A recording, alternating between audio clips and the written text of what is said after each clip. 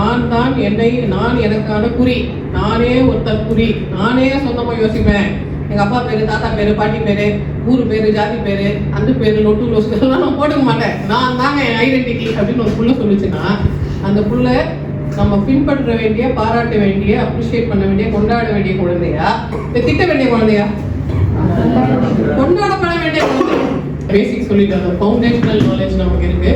அதுக்கு மேல கொஞ்சம் சயின்ஸு, அதுக்கு மேல கொஞ்சம் சைக்காலஜி, அதெல்லாம் இப்போ கேட்க ஐசிங்கெல்லாம் போட போறோம் நம்ம. இப்போ அதுக்கு முன்னாடி ஃபர்ஸ்ட் அண்ட் ஃபார்மோஸ்ட் நம்ம பேச வேண்டியது வந்து வை நான் தற்குறி. நம்ம நான் தற்குறின்னா அந்த நிகழ்ச்சி தொடருக்கு பேரே வச்சிருக்கோம். அந்த தற்குறின்ற வேர்டை அவங்க யூஸ் பண்ணும்போது அதை டிரோகேட்டரி நம்ம திட்டத்துக்கு வசவு சொல்லாதான் பயன்படுத்துறாங்க. நீ தற்குறி அப்படின்னு சொன்னாங்க. எந்த அர்த்தத்தில் அவங்க சொன்னாங்கன்னா, அவங்க யாரை மனசுல வச்சு சொன்னாங்கன்னா, இந்த சின்ன பசங்க, இந்த பசங்களாம் வந்து பேச வந்துருச்சிங்க அப்படின்னு ஆட்டிடியூட்னு சொன்னாங்க. அந்த டோன் வந்து நம்ம எல்லாருமே கேட்டிருப்போம். இந்த பொண்ணுங்களாம் வந்து பேச வந்துருச்சிங்க, கரெக்ட். இந்த பொம்பளைங்களாம் வந்துட்டு, பொம்பளைங்க கூட சொல்லுவோம், இந்த பொட்டச்சிங்களாம் வந்துட்டாங்க. அதே தான் தற்குறிகளும். அப்போ அகைன் லெட்ஸ் கோ பேக். தற்குறின்றது உண்மையிலே கெட்ட வார்த்தையா? அப்போ நீங்க ரொம்ப தேடி தொலாவி பார்த்தீங்கன்னா தற்குறின்ற வார்த்தை ஏற்கனவே தொல்காப்பியத்தில் இருக்கு. எந்த அர்த்தத்தில் வருது? தற்குறிப்பு ஏற்ற அணி அப்படின்ற பேர்ல வருது. இட்ஸ் அன் அணி. செய்யுள் இலக்கணத்தில் அது வருது. என்ன அர்த்தத்தில் அவங்க சொல்றாங்க? அந்த புலவர் வந்து தன்னுடைய சொந்த குறிப்பை அந்த கதையில எழுதி, பாட்டில் எழுதிட்டாருன்னா அது தற்குறிப்பு ஏற்ற அணி. யார் எழுதியிருக்காரு? இளங்கோடிகள் எழுதியிருக்காரு. இந்த தமிழ் புலவர்லாம் நீங்க பேர் சொன்னீங்கன்னா எல்லாரும் தற்குறிப்பு ஏற்ற அணி பண்ணியிருக்காங்க. அப்ப தற்குறிப்பு சொல்றதுன்னா யார் சொல்லுவா? அந்த அளவுக்கு ஸ்டாண்டர்ட் இருக்கிறவங்க தற்குறிப்பு சொல்ல முடியும். அப்ப தற்குறிப்புன்றது இட் இஸ் நாட் அவங்க நினைக்கிற மாதிரி அது சாதாரண அல்பப்படுத்துற வார்த்தை கிடையாது. I am my own identity, I have the right, I will speak, I will say, I am my identity. அந்த இடத்துக்கு நான் வந்து தெரிஞ்சுக்கோ அப்படின்னு சொல்றதுதான் தற்குறி. அப்ப தற்குறின்னு சொல்றது வந்து ஒரு தாழ்வான விஷயம் இல்லை, அது ரொம்ப உயர்வான விஷயம். நமக்கு தெரியாம அதை நம்ம அவங்க கொடுத்துட்டாங்க. அது ஆயுதம் நினைச்சு கொடுத்தாங்க. உங்களுக்கு யூஸ் பண்ண தெரியல, நான் யூஸ் பண்ண சொல்றேன்னா நம்மளோட சிறப்பு இது. அதே மாதிரி நிறைய ஆயுதங்களை நம்ம இழந்துட்டோம். உதாரணத்துக்கு நம்ம ஏற்கனவே சொன்ன மாதிரி இன்னைக்கு சனாதானம்ன்ற வார்த்தை வந்ததுல, அது ஒரு ஆயுதம். சனாதனம்ன்றது என்ன? இது முன்னாடியும் கிடையாது, பின்னாடியும் கிடையாது, எப்பவுமே இருக்கிறது. யாரும் கிளைம் பண்ண முடியாது. அது எப்பொழுதே இருக்குது. டைம் இம்மெமோரியல் அப்படின்றது சனாதனம். அப்போ உலகத்துல டைம் இம்மெமோரியல் எது? அவங்க தெரியும். ஆரியர்கள் எப்போ வந்தாங்கன்னு தெரியும், குதிரை எப்போ வந்ததுன்னு தெரியும், வீடு எப்போ கண்டுபிடிச்சான்னு தெரியும், நெருப்பு எப்போ கண்டுபிடிச்சாங்கன்னு தெரியும், என்ன சாப்பாடு எப்போ சாப்பிட்டோம்னு தெரியும். ஆர்கியலாஜிக்கல் எவிடன்ஸ் இருக்கு. எது தெரியாது? எது முன்னாடிலேருந்தே இருக்கு. முன்னாடிலேருந்தே இருக்கிறது வந்து இது எப்பவுமே தாய் வழி சமுதாயம் தான். தொல்காப்பியத்தில் இருக்கா? அகழ்வாராய்ச்சியில் கண்டுபிடிச்சிட்டாங்களா? ஜெனடிக் டெஸ்ட்ல கண்டுபிடிச்சிட்டாங்களா? அனிமல் ஸ்டடீஸ்ல கண்டுபிடிச்சிட்டாங்களா? எல்லாத்தையும் என்ன கண்டுபிடிச்சாங்க? எப்பவுமே இது தாய் வழி சமுதாயமா தான் இருந்திருக்கு. ஆப்பிரிக்காலேருந்து எல்லாம் வந்தாங்கன்னு சொல்றாங்க. எப்படி வந்தாங்க? ஒரு அம்மா குழந்தைய கூட்டிட்டு வந்தாங்க. ஏன் கூட்டிட்டு வந்தாங்க? சாப்பாடு தின்னு போச்சு, பக்கத்து ஊருக்கு போய் சாப்பிடலாம், அடுத்த ஊருக்கு போய் சாப்பிடலாம், அடுத்த ஊருக்கு போய் சாப்பிடலாம், வேட்டையாடிட்டே வந்தாங்க. அப்ப இந்த அம்மா தானா தான் வந்தாங்க. ஏன்னா அந்த காலத்துல ஒரு 50,000 வருஷத்துக்கு முன்னாடி அப்பா யாருன்னு யாருக்கும் தெரியாது. ஏன் அப்பா யாருன்னு யாருக்கும் தெரியாது? ஏன்னா அந்த அம்மா அப்பாவோட சேர்ந்து 10 மாசம் கழிச்சு தான் குழந்தை பேக்கிறாங்க. வேற ஊருக்கு வந்திருப்பாங்க. என்னைக்கு யாரோட சேர்ந்து யாரோட குழந்தை பேத்தாங்க அம்மாக்கே தெரியாதுல்ல. அப்ப நம்ம போய் யாரு அப்பான்னு சொல்லுவாங்க? எனக்கு தெரியாது, மண்டே இவரோட, டியூஸ்டே அவரோட, வெனஸ்டே அவரோட, நீ யாருக்கு போறது எனக்கு தெரியலன்னு சொல்லியிருப்பாங்க. அப்ப மெயின் சொல்லியிருப்பாங்களா? இந்த பொம்பளை எல்லா நாளும் ஒரு நாள் ஒரு ஆள் கூட போறா, எவ்வளவு பொம்பளையா அப்படின்னு சொல்லியிருப்பாங்களா? என்ன சொல்லியிருப்பாங்க? அவ இயற்கையின் விதிப்படி இருக்கிறா, பொம்பளைன்னா அப்படித்தானே 50,000 முன்னாடி சொல்லியிருப்பாங்க. 50,000 வருஷத்துக்கு முன்னாடி இது கற்பு இலக்கணமா, தலவு ஒழுக்கமா அப்படின்னு பேசியிருக்க மாட்டாங்க. ஏன்னா அப்போ அதெல்லாம் கிடையாது. ஏன்னா அப்போ இவங்க ஒரு மிருகத்துக்கு என்ன ரூலோ அந்த ரூல் தான் இவங்க ஃபாலோ பண்ணாங்க. நம்ம மிருகத்துக்கு என்ன ரூல் இருக்கு? எல்லா ஜீவராசிக்கும் 3 ரூல் இருக்கு. அது வந்து நம்ம சார்ல்ஸ் டார்வின் தான் சொல்லியிருக்காரு. இந்த சார்ல்ஸ் டார்வின் மட்டும் ஏன் சொன்னார்? அது பின்னாடி ஒரு சின்ன உளவியலும் நம்ம சொல்லணும். சார் ஏற்கனவே அதை பற்றி சொன்னார். அந்த சப்ஜெக்டும் இந்த சப்ஜெக்ட் எங்கே கனெக்டட் நம்ம பார்ப்போம். இதே சார்ல்ஸ் டார்வின் பிரான்ஸ்ல பிறந்திருந்தா என்ன ஆயிருக்கும்? பிரான்ஸுக்கும் பிரிட்டனுக்கும் எவ்வளவு டிஸ்டன்ஸ்? ஒரே ஒரு சின்ன கடல் தான். ஸ்விம் பண்ணி கூட வந்துட்டாங்க மக்கள். இந்த பக்கம் பிறந்திருந்தாருன்னு வச்சுக்கோங்க. சார்ல்ஸ் டார்வின் சொல்றாரு, இந்த பைபிள்ல போட்டதுலாம் தப்புங்க, இதெல்லாம் உண்மையா இல்லை. நீங்க பாருங்க, அந்த கேபேஜுக்குள்ள ஒரு புழு இருக்குது. அந்த புழு என்ன பண்ணுது? இன்னொரு பறவைக்குள்ள போய் முட்டையை போட்டு வைக்குது. ஒரு உயிர் இன்னொரு உயிரை பிறவியிலேயே அழிக்க பழகி இருக்கு. இது கடவுள் இப்படி படிச்சிருப்பாரா? இந்த ஊர்ல இருக்கிற மிருகம் இங்க வெஜிடேரியனா இருக்கு, அதே மிருகம் ஆஸ்திரேலியால இல்ல கேலபஸ் ஐலாண்ட்ல நான் வெஜிடேரியனா மாறிடுச்சு. இங்க இருக்க மூக்கு இப்படி இருக்கு, அதோட அழகு எப்படி இருக்கு, கொஞ்சம் தள்ளி அந்த ஐலாண்ட்ல அழகு அப்படி ஆயிடுச்சு. ஏன் மாறிச்சு? உணவு மாறிச்சு. ஏன் உணவு மாறிச்சு? அங்க என்ன கிடைக்குதோ அதை பொறுத்து அது வாழுது. அந்த ஈகோ சிஸ்டம் ஏற்ற மாதிரி தகவல் அமைச்சுக்கிச்சு. அடாப்டபிலிட்டின்னு ஒன்று இருக்கு. அப்போ ஜீசஸ் கிரைஸ்டோட அப்பா வந்து இதெல்லாம் படைக்கல, ஏற்கனவே அது இருந்த மாடல்லேருந்து கொஞ்சம் கொஞ்சம் மாறி மாறி மாறி மாறி பரிணாம வளர்ச்சியில இந்த மாடலாம் ஆயிடுச்சு அப்படின்னு அவர் சொல்றாரு. இது பிரான்ஸ்ல சொல்லியிருந்தா என்ன பண்ணியிருப்பாங்க டார்வின்? நான் தைரியம் தான் நீ கடவுளுக்கு எதிரில் பேச கத்தோலிக்க திருசபையை வச்சுட்டு நீங்க என்ன பண்றப்பான்னு சொல்லியிருப்பாங்க. அவர் கடலுக்கு அந்த பக்கம் மறந்துட்டாரு. அதுக்கு முன்னாடியே சார் சொன்ன மாதிரி அங்கே ஆங்கிலிகன் சர்ச் வந்துருச்சு, எலிசபெத் இருக்கிறாங்க, அங்கே கேள்வி கேட்கலாம். மார்ட்டின் லூதர் வந்து எல்லாத்தையும் மாற்றி விட்டுட்டாரு. அதனால ப்ரொடெஸ்ட் பண்ணுறது அங்கெல்லாம் சாதாரணமாயிடுச்சு. அதுக்கு முன்னாடி நிறைய சயின்டிஸ்ட் ப்ரொடெஸ்ட் பண்ணிட்டாங்க. அதுக்கு முன்னாடி அவங்க என்ன நினைச்சிட்டு இருந்திருக்காங்க, எந்த அளவுக்கு ரிலீஜன் நம்ம முட்டாளாக்குதுன்னு பாருங்க. ஜீசஸ் கிரைஸ்ட் கதைக்கு முன்னாடி, மோசஸ் கதைக்கு முன்னாடி ஈஜிப்ஷியன் பேர் இருந்திருக்கு. ஈஜிப்ட்ல பேர இருந்திருக்காங்க, கோயில்லாம் கட்டிட்டாங்க. நம்ம சொல்றோம் கோயில் கட்டுறது திராவிட பாரம்பரியம்னு. நம்ம ஈஜிப்ட்ல போய் பார்த்தா தெரு தெரு கோயில் கட்டி வச்சிருக்காங்க. அதே மாதிரி குளம் வெட்டி, அதே மாதிரி சூரிய பகவானுக்கு, அதே மாதிரி 2 துவாரபாலகர்லாம் வச்சு இங்க எப்படி கோயில் கட்டுறோமோ அதே மாதிரி கோயில ஒரு 6000 வருஷத்துக்கு முன்னாடி ஈஜிப்ட்ல கட்டிட்டாங்க. ஆனா நம்ம என்ன சொல்றோம், இது எங்க பாரம்பரியங்க, எங்க ஊர்ல தாங்க இதை முதல்ல செய்யறாங்க, நாங்க தாங்க இதுக்கு ஓனர்னு சொல்றோம். அப்படி இல்லை, ஏற்கனவே ஓனர் வேற ஊர்ல இருந்தா இங்க வந்துருக்கிறோம். அங்கிருந்து maybe we brought the knowledge. அப்ப எகிப்துல அவங்களுக்கு தெரிஞ்சது இல்லை, உலகம் உருண்டைன்னு அவங்களுக்கு தெரிஞ்சிருக்கு. அந்த ஊர்ல ஒரு கோலை நட்டு அந்த கோலோட ஷேடோ எப்படி விழுதுன்றதை பார்த்து உலகம் எப்படி இருக்கு, ரவுண்டா இருக்கு, வளைஞ்சு இருக்கு, இந்த ஷேடோ அந்த இடத்துல ஸ்ட்ரைட்டா இருக்கு, இந்த இடத்துல நீளம் அதிகமா இருக்கு. அப்போ உலகம்ன்றது ஒரு உருண்டைன்றது ஈஜிப்ட்ல ஏற்கனவே தெரிஞ்சிருந்தது இல்லை. அப்ப எப்படி ஜெருசலம்ல தெரியல, அப்படி எப்படி இட்டாலியில தெரியாம விட்டாங்க, எப்படி அந்த நாலேஜ் டிரான்ஸ்ஃபர் ஆகாம போச்சு, எங்க அந்த நாலேஜ் அப்படியே ஸ்டக் ஆயிடுச்சு அப்படின்னா, மக்கள் என்ன நினைச்சாங்கன்னா, ஒரு விஷயத்த கல்லு எழுதுனா எங்கேயா செதுக்கி வச்சுட்டா, யாராவது பெரியவர் சொல்லிட்டா அதோட அதுக்கப்புறம் கேள்வி கேட்கக்கூடாது, அதோட ஸ்டாப். அதுக்கப்புறம் சொந்தமா யோசிச்சா அது குற்றம், அது பிளாஸ்பமி. நீங்க எதிர்த்து கேள்வி கேட்டா அது சட்டப்படி குற்றம், மதப்படி குற்றம், புத்தகத்தின்படி குற்றம்னு ஒரு புக்கு வச்சுக்கிறாங்க எல்லாருமே. நீங்க மெசபடோமியா போனீங்கன்னா அமுருபிஸ் கோட் ஆஃப் லான்னு சொல்லுவாங்க. எகிப்துக்கு போனீங்க ஹேரோகிராஃபிக் எழுதி வச்சிருப்பாங்க, ராஜாக்கு எதிராக நீ பண்ணினா ராஜ துரோகம், அது இந்த கேள்வி எல்லாம் கொண்டுடுவோம் அப்படின்னு போட்டு வச்சிருப்பாங்க. இப்போ மக்கள் என்ன பண்றாங்க, கேட்டா இருந்தாலும் கொண்டுடுவான், மனசுக்குள்ள நினைச்சிக்கலாம், மைண்ட் வாய்ஸ்ல திட்டிக்கலாம்னு சொல்லிட்டு மைண்ட் வாய்ஸ்லயே ஓட்டிட்டு வந்திருக்காங்க. இந்த மைண்ட் வாய்ஸ்லாம் சேர்ந்து சேர்ந்து சேர்ந்து சேர்ந்து அப்புறம் புரட்சிகள் வெடிக்குது. அதுக்கப்புறம் தான் நிறைய மன மாற்றங்கள் ஏற்படுது. அப்போ எகிப்துல தெரிஞ்ச தகவல் பிரிட்டனுக்கு தெரியல. திடீர்னு ஒரு நியூட்டனு, திடீர்னு ஒரு காப்பர்னிக்கஸ், திடீர்னு ஒரு யாரோ வந்து சொல்றாங்க உலகம் ரவுண்டு தாங்க அப்படின்னு சொல்றாங்க.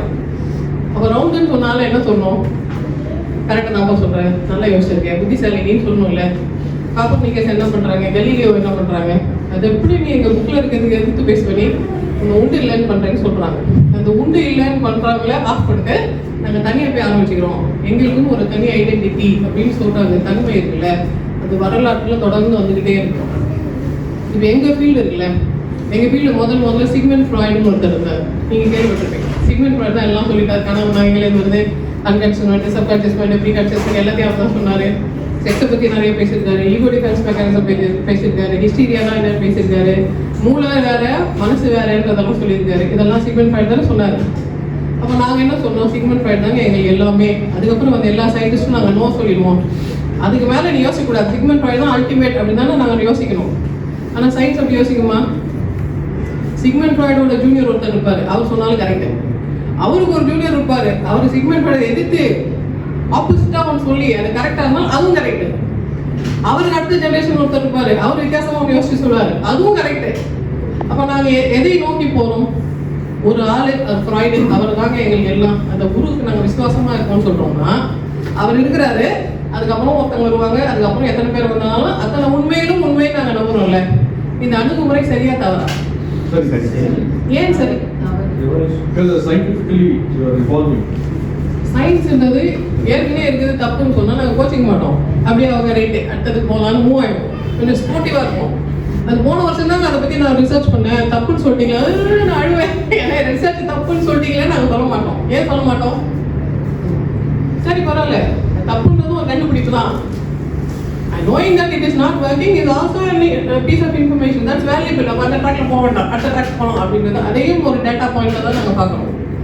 ஆனால் ரிலீஜன் எப்படி பார்க்கும், சொசைட்டி எப்படி பார்க்கும், கல்ச்சர் எப்படி பார்க்கும், பொலிட்டிக்கலி எப்படி பார்க்குறாங்க. இப்போ எங்கள் தாத்தா பாட்டியெல்லாம் ஒரு கட்சி ஓட்டு போட்டாங்கன்னு வச்சுக்கோங்க, நம்மளாம் அந்த கட்சி தான் தெரியுமா, அந்த கட்சிக்கு தான் ஓட்டு போடணும்னு சொல்கிறாங்கன்னு வச்சுக்கோங்களேன். ஆஸ் a 20-25 யங்ஸ்டர் நான் என்ன யோசிக்கணும், ஆமாம் ராஜாவுக்கு நம்ம விசுவாசமாக இருக்கணும், மதத்துக்கு நாங்கள் விசுவாசமாக இருக்கணும், போப்புக்கு நாங்கள் விசுவாசமாக இருக்கணும், ஜாதி தலைவருக்கு நாங்கள் விசுவாசமாக இருக்கணும், அரசியல் தலைவருக்கு நாங்கள் விசுவாசமாக இருக்கணும்னு சொன்னால் இந்த புள்ள வளர்ந்துருக்கா வளரலையா? வளரல. ஏன் உனக்கு தனியாக மூளை இருக்கு, உனக்கு அறிவு இல்லையா, அந்த புள்ள இருக்குது வேலை செய்தா இல்லையா, மசாலா வேலை செய்தா இல்லையான்னு நம்ம கேட்போம்ல. அப்போ இந்த குழந்தை ஏற்று நின்று ஆமா நான் தான் என்னை, நான் எனக்கான குறி, நானே ஒருத்தர் குறி, நானே சொந்தமாக யோசிப்பேன். எங்கள் அப்பா பேர், தாத்தா பேர், பாட்டி பேர், ஊர் பேர், ஜாதி பேர், அந்த பேர், லொட்டு லோசுக்கெல்லாம் நான் போட்டுக்க மாட்டேன், நான் தாங்க என் ஐடென்டிட்டி அப்படின்னு ஒரு புள்ள சொல்லிச்சுன்னா அந்த புள்ள நம்ம பின்பற்ற வேண்டிய, பாராட்ட வேண்டிய, அப்ரிஷியேட் பண்ண வேண்டிய, கொண்டாட வேண்டிய குழந்தையா, திட்ட வேண்டிய குழந்தையா? கொண்டாடப்பட வேண்டிய குழந்தை. அந்த குழந்தைய நம்ம எப்படி ஆஃப் பண்றது? இப்போ சைக்கலாஜிக்கலி நிறைய கேம்ஸ் எல்லாம் ஆடுவோம் தெரியுமா? ஃபேமஸ் புக் நீங்கள் அப்புறமா ரெஃபர் பண்ணலாம். there is a book called games people play. 100 வருஷத்துக்கு முன்னாடியே ஒரு சைக்கியாட்ரிஸ்ட் எழுதினார், எரிக் பர்ன் அப்படின்னு ஒரு சைக்கியாட்ரிஸ்ட் எழுதிருக்காரு. அது அவர் என்ன சொல்லுவாருன்னா, நிறைய ஸ்கிரிப்ட் இருக்கு இந்த உலகத்துல, நம்மள அறியாம நம்ம மண்டக்குள்ள ஒரு ஸ்கிரிப்ட் எழுதி வச்சிருவாங்க. நம்ம சின்ன வயசுல இருந்து ஒரு கதை சொல்லுவாங்க. ஃபார் எக்ஸாம்பிள் மகாத்மா காந்தி என்ன கதை சொன்னாங்க சின்ன வயசுல? ஹரிச்சந்திரன் கதை சொன்னாங்க. அதனால மகாத்மா காந்திக்கு என்ன ஆச்சு? அது கடைசி வரையும் ஹவுஸ் கீப்பிங் ரூல்ஸ் எல்லாரும் உங்க போனை கொஞ்சம் ஆஃப் பண்ணிக்கோங்க, சைலண்ட்ல போடுங்க. ஓகே, ஸோ சின்ன வயசுல கேட்ட அந்த கதை அவருக்கு லைஃப் லாங் தொடர்ந்து அதே பேட்டர்னுக்குள்ளே இருந்தாரா? இதுக்கு பேர் தான் ஒரு ரோல் அவர் கொடுத்துட்டாங்க, ஒரு அசைன்டு ரோல். அந்த அசைன்டு ரோல்குள்ளேயே அவர் இருந்து அதுக்குள்ளேயே அவர் ஃபாலோ பண்ணி தனக்கு தானே ஆப் கூட அடிச்சுப்பாரு. அவர் நமக்கு நாமே ஆப் அடிச்சுக்கிறோம், அது தெரியாது. ஏன் தெரியாது? இப்போ யாராவது சொன்னோம் என் காந்தி எவ்வளோ பண்ணாத அதெல்லாம் வேலை இல்லையா, இது பண்ணுன்னு சொன்னால் அவர் என்ன சொல்லுவார்? அதெல்லாம் இல்லை டாக்டர், அப்படிலாம் சொல்லாதீங்க, அம்மா சின்ன வயசுலேயே சொல்லிட்டாங்க, அது ஜெயில சொல்லிட்டு போயிட்டாரு, அதான் நான் கடைப்பிடிக்கும், அதான் எங்கள் குடும்ப சென்டிமெண்டாக்க சொன்னால் நாங்கள் என்ன சொல்லுவோம்? இதை சொல்லிட்டேன், ஏதோ இஷ்டம், தெரிஞ்சா தெரிஞ்சுக்கோ, படித்தா படிச்சுக்கோ அப்படின்னு நாங்கள் விட்டுருவோம். ஏன்னா எக்ஸ்டர்னல் பீப்புள், கரெக்ட். ஆனால் அவருக்குள்ள இருக்கிற ஸ்கிரிப்ட் தப்பாக இருக்குன்றதை அவர் ரெக்கக்னைஸ் பண்ணல. நான் சைல்டுஹுட்லேருந்து இது பிலீவ் பண்ணுறேன், ஓகே எங்கள் வீட்டில் சொல்லி கொடுத்தாங்க, மண்டல் ஏற்றிட்டாங்க, ரைட்டு. இப்போ நான் டெஸ்ட் பண்ணி பார்க்குறேன். First opportunity, second opportunity, third opportunity, எல்லா டைமும் டெஸ்ட் பண்ணி பார்க்குறேன். எப்போயுமே அது வேலை செய்யணும்னா நான் அப்டேட் பண்ணணுமா, அப்டேட் பண்ணக்கூடாது? நான் அப்டேட் பண்ணுறது துரோகமா? நான் அப்டேட் பண்ணுறது தான் டெவலப்மெண்ட். அந்த டெவலப்மெண்ட் நான் பண்ண உடனே இப்போ நிறைய மென் இருக்கிறீங்க, விமன் பாயிண்ட் ஆஃப் வியூலேருந்து நான் சொல்கிறேன். உமன் ஒரு சின்ன அப்டேட் பண்ணுறாங்க, உடனே நான் முடி வெட்டுறேன். அப்போ சொசைட்டி என்ன சொல்லும்? அதெல்லாம் பொம்பளைங்களாம் முடி வச்சுக்கணும், பொம்பளைக்கு முடி ரொம்ப அழகானது, அழுகுன்னா அது பொம்பளை மண்டையில இருக்க கொண்டைகள் தான் இருக்குது, அதான் தயவுசெய்து முடி வளர்த்துரு அப்படின்னு சொல்லுவோம். இப்போ நான் சொல்லணும், அதுக்கும் இதுக்கு சம்மந்தமே இல்லை, நீ முடி வச்சிருந்தா தான் பொம்பளை மாதிரி இருக்கல, ஆம்பளை மாதிரி இருக்கேன்னு சொல்லிடுவாங்கன்னு சொல்லிட்டாங்கன்னு வச்சுக்கோங்க. அப்போ சின்ன குழந்தைகள் என்ன நினைப்பாங்க? முடிதான் அழகுன்னு நினைப்பாங்கல்ல. அப்போ இந்த முடினால நம்ம நினைக்கிற சின்ன தமிழ்ல சொன்னா அது கெட்ட வார்த்தை வேற, இதுக்கு போய் இவ்வளோ டெவலப்மெண்ட் அலப்பறையான்னு நம்ம யோசிப்போம். பட் திங்க் பண்ணி பாருங்க, அந்த ஹேருக்கு அந்த சைல்டு ஒரு 2 வயசுல இருந்து அந்த பாட்டி 70 வயசு ஆக வரைக்கும் டெய்லி தேங்காய் எண்ணெய் தடவி, டெய்லி அதுக்கு சீரமாக போட்டு, அதுக்கு ஷாம்பு போட்டு, அதை காய வச்சு, அதை உதறி, அதை டைப்பாக பின்னி, அதுக்கு எவ்வளோ டைம் ஆகும்? ஒரு நாளைக்கு நீங்கள் 1 hour சேவ் பண்ணா கூட 1 வருஷத்துல எத்தனை ஹவர்ஸ் சேவ் பண்ணுறீங்க? ஒரு வாழ்நாள் எவ்வளோ ஹவர்ஸ் சேவ் பண்ணுறீங்க? அந்த டைமை நீங்கள் வேற எல்லாம் இன்வெஸ்ட் பண்ணால் ஆக்சுவலி டைம் இஸ் மணி. இப்போ what are you wasting? You wasting your resources on something that's anyway going to fall. அதுக்காக உங்களால் அப்படின்னு ஒரு கேள்வி இருக்கும்ல, அது ஒரு பெண்ணால் இங்கே கேட்க முடியாது. கேட்டால் என்ன சொல்லுவாங்க? இங்கே பெண்ணால் பேச முடியாது, யோசிக்க முடியாது, சிரிக்க முடியாது, நடக்க முடியாது, நைட் டைம்ல பாய் ஃப்ரெண்டோட காரில் போய் ஜாலியாக கூட இருக்க முடியாது. ஏதாவது பண்ணால் என்ன சொல்லுவாங்க? இப்போ பொம்பளை இப்படிலாம் பண்ணலாமா, பொம்பளை சிரிக்கலாமா, பொம்பளை எப்படி பேசலாமா, பொம்பளை எப்படி உட்காரலாமா, பொம்பளை எப்படி நடக்கலாமா? சரி நாங்கள்லாம் ஒன்றும் பண்ணல, நீங்கள் என்ன டீச்சிங்க அப்படின்னு கேட்டால் என்ன சொல்லுவாங்க? சரி இவங்களாம் என்னதான் டீச் ஆகலாம் யோசிக்கணும். சார் சொன்னார்ல, போர்ச்சுகீஸ் வந்தான், டச்சு வந்தான், டேனிஷ் வந்தான், ஃப்ரெஞ்சு வந்தான், பிரிட்டிஷ் வந்தான், யாருக்கிட்டையாவது நம்ம ஆளு ஜெயிச்சாங்களா? அதுக்கு முன்னாடி வந்தவங்க எல்லாம் ஜெயிச்சாங்களா? துருக்கியர் வந்தார், முகலாயர் வந்தார், எல்லாரும் வந்தாருல்ல, நம்ம ஆளுங்களாம் ஜெயிச்சிட்டாங்களா? அவங்க கிட்ட தொத்தி அனுப்பிட்டாங்களா? இப்பயும் ஒரு வீரமங்கை வேலுநாச்சியை தான் சொல்லுவாங்க. பிரிட்டிஷாரை எதிர்த்து சண்டையிட்ட 2 பேர் யார் தெரியுமா? வீரமங்கை வேலுநாச்சி, ஜான்சி ராணி. இது 2 ஆம்பளையா? நீங்களே என்ன பண்ணிட்டு இருந்தீங்கன்னு கேள்வி வரும்ல. எங்களை தான் நீங்க ஒன்றும் பண்ண வேண்டான்றீங்க, நீங்களே அதை பண்ணிருக்கணும்ல. என்ன பண்ணீங்க? அப்ப என்ன பண்ணாங்க நம்ம ஊர் ஆம்பளைங்களாம்? கரெக்டா கோயிலுக்கு போயிடுவாங்களா? எந்த கோயிலோ சர்ச்சோ மசூதியோ போயிடுவாங்க. டமால் கும்பிடுவாங்க. கும்பிட்டு அங்கே சொல்ற லோக்கல் ரூல்ஸை ஃபாலோ பண்ணுவாங்க. அவங்க மசாலாலாம் அவங்க யூஸ் பண்ண மாட்டாங்க. வீட்டில் இருக்க பொம்மையை அடக்கி வச்சுட்டு இருப்பாங்க. அந்த பொம்மை அடிமையாயிடும், அது குட்டி போடும். இந்த அடிமை போடுற குட்டி எப்படி இருக்கும்? அது அடுத்த அடிமையாகும். அது ஒரு குட்டி போடும், அது எப்படி இருக்கும்? அது 3rd ஜெனரேஷன் அடிமையா இருக்கும். அது ஒரு குட்டி போட்டுச்சுன்னா அது எப்படி இருக்கும்? அது யோசிக்காது. அப்போ இந்த ஜனத்தொகை ஆளப்படுமா? ஆளும். தொடர்ந்து அடிமையாக்கப்படும். யாரோ ஒருத்தங்க அடிமைப்படுத்திட்டே இருப்பாங்க. அப்ப இதை மாத்தணும்னா ஃபர்ஸ்ட் யார்கிட்ட இருந்து சேஞ்ச் வரணும்? பெண்கள் கிட்ட இருந்து தான் முதல் மாற்றம் வரணும். அப்ப பெண்கள் கிட்ட இருந்து மாற்றத்தை வர வைக்கிறதுக்கு யாராவது இந்த சமுதாயத்துல முயற்சி எடுத்தாங்களா?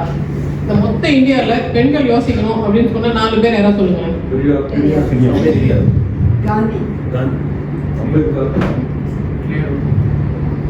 சோ மொத்தம் ஒரு 5 பேர் தான் சொல்றோம். யாராவது தமிழ்நாட்டுல பிறந்திருக்காங்களா? யாராவது தமிழ் பேசுறவர் இருக்காரா? அவர் கன்னடம் பேசுவாரு, அவர் கன்னடர். அப்ப தமிழ்நாட்டுல இருந்து பெண்களுக்காக ஒருத்தர் கூட பேசல. அவர்லாம் பெண்களுக்காக எல்லாம் பேசல சார். இது கொசுரா பேசிடுவார். அவர் ஐயராச்சே, அவர் சர்மா ஆச்சே, அதெல்லாம் சேர்த்துக்க முடியாது. தமிழ யாரும் சொல்லுங்க, யாரும் பேசல. பாரதிதாசன் பேசுறாரு. அவர் கூட தாசனா இருக்கு பேசினார். அவரும் ஒரு புரட்சியாளராக இருந்து பேசிருக்கலாம். அவரும் போய் யாருக்கும் பின்னாடி உட்காந்து சுப்புரத்தின தாசனா, சாரி அவர் பேர் என்ன, கனக சுப்புரத்தினமா பேசல, பாரதிதாசனா பேசிட்டாரு. அது ஒரு சின்ன மைனஸ் ஆயிடுச்சு. அப்போ பெண்களை எங்க டெவலப்பே பண்ணல, பெண்களுக்காக எந்த இன்வெஸ்ட்மெண்ட்டுமே பண்ணல. ஒருத்தர் பெங்கால்லேருந்து ஒரு ராஜா ராமோகன் ராய் பேசினாரு, மகாராஷ்டிராலேருந்து ஒரு ஜோதிபாய் பூலே பேசினார். அவர் தான் மகாத்மா நம்பர் 1. அதுக்கப்புறம் தான் மகாத்மா நம்பர் 2 தான் மகாத்மா காந்தி. ஒரிஜினல் மகாத்மா ஜோதிராவ் பூலே, அது நிறைய பேர் தெரியாது. அதுக்கப்புறம் அங்கிருந்து ஒரு அம்பேத்கர் வராரு, இங்கிருந்து லோக்கலா ஒரு பெரியார் வராரு. இவங்கெல்லாம் சொன்னதெல்லாம் சேர்த்து வச்சு அவர் நேருவதை அமல்படுத்துறாரு. அதனால எங்க பெண்களுக்கு பேசுறதுக்கு அது உரிமை கிடைச்சது. இல்லைன்னா என்ன சும்மா விட்டு வச்சிருப்பாங்களா இங்க? அப்போ அவ்வளோ ஒரு டேஞ்சரஸ் சுச்சுவேஷன்ல தான் பெண்கள் இங்க போராடிட்டு வந்துகிட்டே இருக்கும். இப்போ இதுக்கு பின்னாடி இருக்கிற அரசியல் உளவியல் எல்லாம் சார் சொல்லியிருக்காரு. பட் அதுவும் பின்னாடி சம்திங் கால்ட் எபிஜெனெட்டிக்ஸ்ன்னு சொல்லுவோம்ல, உலகத்திலேயே ரொம்ப முக்கியமானது ஜீன்ஸ். அந்த ஜீன்ஸை ஆட்டி படைப்பது என்ன அப்படின்றத தான் நம்ம இம்பார்ட்டண்ட்டாக பேச போகிறோம். இந்த ஜீன்ஸ் ஆட்டி படைக்கிற எல்லாமே நம்ம கண்ணுக்கு தெரியாத இன்விசிபிளான 3 கரங்கள். அப்போ கண்ணுக்கு தெரியாத அந்த 3 கரங்கள் என்ன, அதற்கும் இன்றைய பொலிட்டிக்கல் தாட்டுக்கும் இன்னைக்கு இருக்கிற யங்ஸ்டர்ஸ்க்கும் என்ன சம்பந்தம்ன்றத நம்ம இந்த லிங்க்ஸ் இன்னைக்கு புரிஞ்சுக்கணும். ஸோ ரொம்ப ரொம்ப இம்பார்ட்டன்ட். அது மனிதர்களுக்கு மட்டும் எல்லா ஜீவராசிக்கும் பொதுவான அந்த 3 விஷயங்கள் என்னென்னவா இருக்கும். முதல் நம்ம கண்ணுக்கு தெரியாத கரம் வந்து காலம். கரெக்டாக காலம் நிறைய விஷயத்த மாற்றும். ஏன் அந்த காலத்தில் மட்டும் மார்ட்டின் லூதர் கிங் பிறந்தாரு, அவர் பிறந்து ஏன் இந்த புரட்சி வந்ததுன்னா அந்த கான்டெக்ட் அப்படி இருந்தது, அந்த சூழ்நிலைக்கு அது பொருந்தி இருந்தது. அந்த டைம்ல அவர் யோசிச்சார், அது யோசிச்சதுனால அது ஜெயிச்சுது. ஏற்கனவே சொன்ன மாதிரி அவங்க வேற ஊர்ல வேற காலத்துல பிறந்திருந்தா ஒன்றும் இல்லாம தான் பிறந்திருப்பாங்க. கரெக்ட். அந்த காலத்துல அந்த டைம்ல அந்த சிச்சுவேஷனை அப்படி கேப்டிவேட் பண்ணா மாற்றம் வரும். அப்போ முதல் நம்ம கண்ணுக்கு தெரியாத கை வந்து காலம். ரெண்டாவது சூழ்நிலை. மூணாவது அதுவும் கண்ணுக்கு தெரியாதது எங்க துறை, மனசு. உங்களுக்கு கண்ணுக்கு தெரியாது, ஆனா எல்லாத்தையும் அதுதான் முடிவு செய்யும். நீங்க என்ன சாப்பிடுறீங்க, என்ன ட்ரெஸ் போடுறீங்க, என்ன யோசிக்கிறீங்க, யாருக்கு ஓட்டு போடுவீங்க, எது உங்களுக்கு பிடிக்கும், எது உங்களுக்கு பிடிக்காது, எல்லாத்தையும் டிசைட் பண்றது இந்த மனசு. உங்க கண்ணுக்கு தெரியாத அந்த விசை. அப்போ இந்த 3 தான் ஒரே சமயத்தில் சேர்ந்து ஆப்ரேட் பண்ணிக்கிட்டே இருக்கு.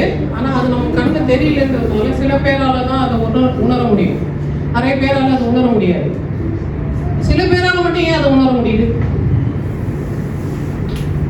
ஒரு சின்ன குழந்தைக்கு வந்து இப்போ இங்கே குட்டீஸ் எல்லாம் இருக்கிறாங்க, கொஞ்சம் இரு போகலாம் டைம் எடுத்துக்கலாம் அப்படின்னா டைம் தெரியாது அவங்களுக்கு.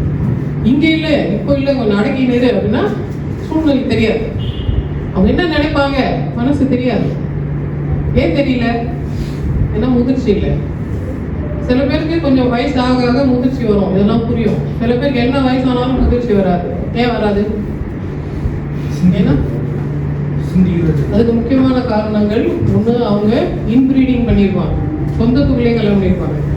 ஏற்கனவே சொன்னல, இந்தியாவில் திரும்ப திரும்ப நம்ம அடிமையானோம். ஏன் திரும்ப அடிமையானோம்? அந்த கிராமத்துக்குள்ளேயே கல்யாணம் பண்ணிப்பாங்க. இன்பிரீடிங், எண்டோகேமி, அகமனமுறை. அவங்க இன்பிரீட் பண்றாங்க. இந்த ஜெனரேஷன்ல தான் அவுட் பிரீடிங் நம்ம பண்றோம். வெளியால நம்ம கல்யாணம் பண்ணிடுவோம். அதுக்கு முன்னாடி வரைக்கும் அந்த ஊருக்குள்ளேயே, அந்த சொந்தத்துக்குள்ளேயே மாப்பிள்ளை இருக்கா பொண்ணு இருக்கான்னு பார்த்துட்டு இல்லைன்னா தான் அவுட் சைட் போவாங்க. தட் சொல்லி ஆப்ஷன்.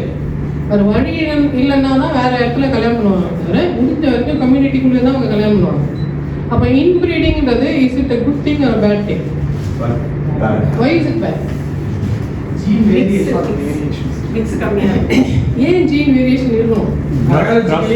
ஜீன் வேரியேஷன் இருந்தால் தான் ஸ்ட்ராங்காக இருக்கும். எக்ஸாக்ட்லி.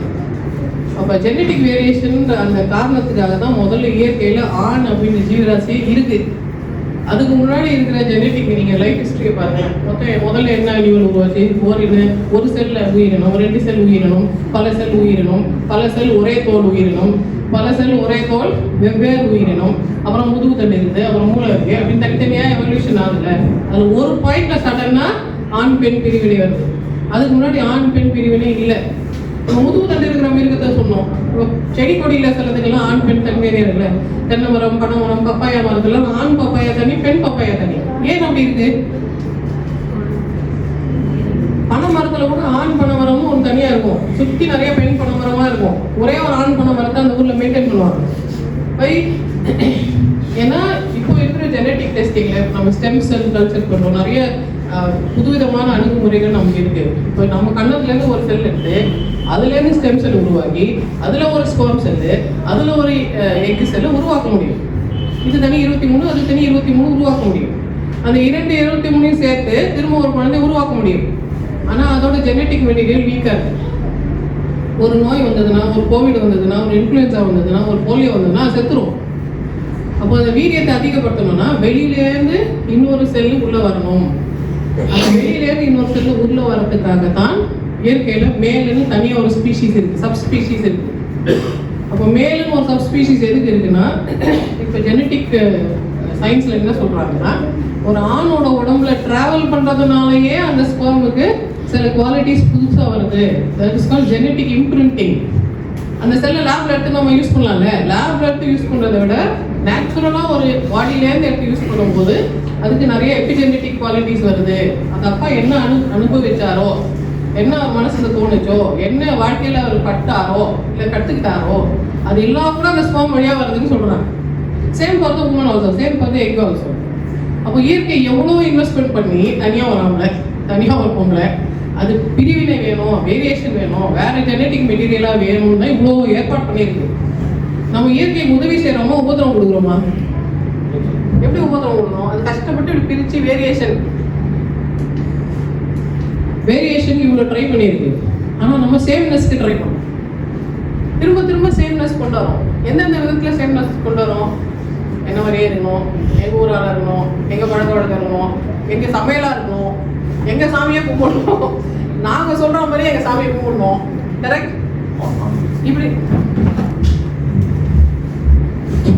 இப்படியெல்லாம் சொல்கிறது வந்து, is it pro nature or against nature? Why are we doing it? ஏன்னா நம்ம அதெல்லாம் டேட்டா பாயிண்ட்ஸை கனெக்டே பண்ணல. தனித்தனியாக இருக்குன்றதுனால எனக்கு சொன்னாங்க அதை அப்படியே செய்தேன் அப்படின்னு நம்ம தற்குறியே யோசிக்கல, முட்டாலாம் யோசிக்கணும். ஒரு தற்குறி எப்படி யோசிப்பாங்க? தற்குறிப்பு ஏற்ற அணிலன்னு சொல்லுங்க. தற்குறி எப்படி யோசிப்பாங்க? என் அறிவை வச்சு, என் ஐடென்டிட்டியை வச்சு, எனக்கு இருக்கிற இன்ஃபர்மேஷனை வச்சு நான் சொந்தமாக யோசிக்கிறேன், நான் கன்க்ளூட் பண்றேன், இது எனக்கு ஒர்க் ஆகும், இது எனக்கு ஒர்க் ஆகாது. ஒரு அடிமை எப்படி வச்சுப்பாங்க? எங்க வீட்டில் சொல்லிட்டாங்க, எங்க அம்மா சொல்லிட்டாங்க, எங்க ஊர்ல சொல்லிட்டாங்க, எங்க சர்ச்சில் சொல்லிட்டாங்க, எங்க மசூதியில சொல்லிட்டாங்க, எங்க ஜீனாலயத்தில் சொல்லிட்டாங்க, அதாங்க நான் செய்வேன்னு சொன்னா அது வெற்றிக்கான சர்வைவலுக்கான ஸ்ட்ராட்டஜியா? நானே சொந்தமா யோசிச்சு முடிவு வரேன், மிஷின் வேலை செய்ய வைக்கிறேன்னு சொல்றது சர்வைவலுக்கான ஸ்ட்ராட்டஜி. அப்போ நேச்சர்ல வேரியேஷன் ஒன்று வேணும். வேரியேஷனுக்கு தான் ஆண் பெண்ணுன்னு 2 பாலினம் இருக்கு. அந்த 2 பாலினம், இது ஒரு லைஃப் வாழும், அது ஒரு லைஃப் வாழும். இது நிறைய விஷயங்களை கற்றுக்குவோம், அது நிறைய விஷயங்களை கற்றுக்குவோம். ரெண்டும் சேரும், குட்டி போடுவோம். அந்த குட்டியை ரெண்டும் சேர்ந்து வளர்க்கும். அதை வளர்க்குறதுக்கான ஒரு நெஸ்ட்டு, அதை சுற்றி கம்யூனிட்டின்னு ஒரு நெஸ்ட்டு, அதை கவர்ன் பண்ணுறதுக்கு கவர்மெண்ட்டு, அரசாங்கம்னு ஒரு நெஸ்ட்டு. இதெல்லாம் எதற்காக இருக்குது? இதோட மையம் என்ன? நடு சென்டரில் இருக்குது எது? குடும்பம், குழந்தை, குட்டி, ரைட்? இந்த குட்டீஸ்க்காக தான் உலகம் இருக்கு. ஆனால் இங்கே எங்கே தவறு நடந்ததுன்னா, கிட்டத்தட்ட ஒரு 5000 வருஷமா இந்த குழந்தை சென்டரா இல்லை. யார் சென்டரா இருந்தாங்க உலகத்துக்கு? ஆண் சென்டரா இருந்தாங்க. It was a male centric world with a male centric point of view. எப்படி இதை சொல்றோம்? அது male centric point of view எப்படி சொல்றோம்? அவ்வளவு சொதப்புனதுக்கும் காரணம் இந்த male centric point of view வச்சு சொல்றோம். அதுக்கு முன்னாடி என்ன centric point of view இருந்ததுன்னா female centric point of view. Female centric point of view எப்படி சொல்றோம்னா, அந்த காலத்துல ரோமன் எம்பையர்ல நீங்க போய் பாத்தீங்கன்னா ஸ்டாச்சு ஆஃப் டயானா நீங்க கூகுள் அடிச்சு பாருங்களேன். இப்ப கூகுள் அடிச்சு பாத்தீங்கன்னா statue of Diana with testicle garland அப்படின்னு போடுங்களேன். ஒரு பொம்பளை சிலை வரும், ரோவா ஏதோ தொங்கின்னு இருக்கும். என்னன்னு உத்து பாத்தீங்கன்னா அந்த பொம்பளைக்கு மாலை போட்டிருக்காங்க. எதை வச்சு மாலை போட்டிருக்காங்கன்னா ஆணோட பிஞ்சு பைய வச்சு மாலை போட்டிருக்காங்க. டெஸ்டிக்கல் கார்லண்ட் போட்டிருக்காங்க டயானாக்கு. எதுக்கு போட்டிருக்காங்க? டயானா யாரு? காட்டுடை தலைவி. நம்ம கொற்றவையோட ரோமன் ஈக்குவலன்ட் வந்து டயானா. ஆர்டிமிஸோட ரோமனைஸ்டு வெர்ஷன் வந்து டயானா. அவங்க காட்டுக்கும் காட்டு வேட்டைக்கும் குழந்தை பிறப்புக்கும் குழந்தை வளர்க்கும் உண்டான கடவுள். அந்த டயானாக்கு தான் நெற்றில பிறை இருக்கும். பிறை சூடிய பெண்மணி அவங்க. அவங்களுக்கு எதுக்கு டெஸ்டிகுலர் மாலை? அந்த காலத்துல என்ன யோசிச்சுன்னா, அவ காட்டுல சுத்துற பொம்பளை, அவளுக்கு ஆம்பளை பசங்க தான் பிடிக்கும். ஆம்பளை பசங்க எது பிடிக்கும்? டெஸ்டிஸ் தான் பிடிக்கும். டெஸ்டிஸ் கொடுக்கும். ஈவனோ நீங்க பலியிடும் போது எந்த அனிமலை பலியிடுவீங்க? பெண் மிருகங்களை யாராவது பலியிடுவாங்களா?